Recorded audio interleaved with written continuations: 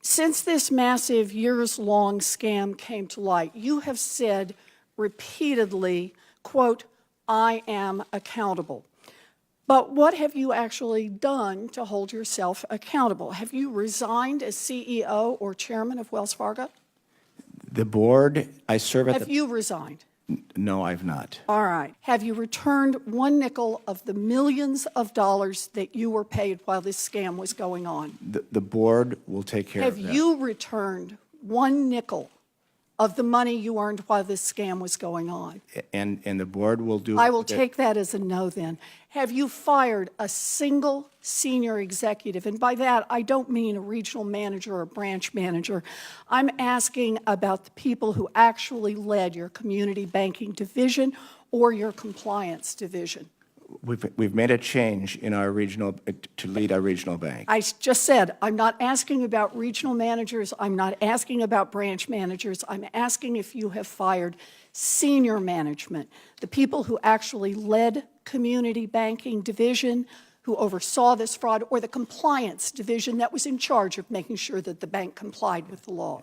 Carrie Toll said... Did you fire No. any of those people? No. Okay.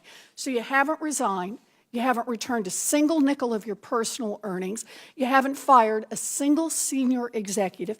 Instead, evidently, your definition of accountable is to push the blame to your low-level employees who don't have the money for a fancy PR firm to defend themselves. It's gutless leadership. Here's what really gets me about this, Mr. Stump. If one of your tellers took a handful of $20 bills out of the cash drawer, they'd probably be looking at criminal charges for theft. They could end up in prison. But you squeezed your employees to the breaking point so they would cheat customers and you could drive up the value of your stock and put hundreds of millions of dollars in your own pocket.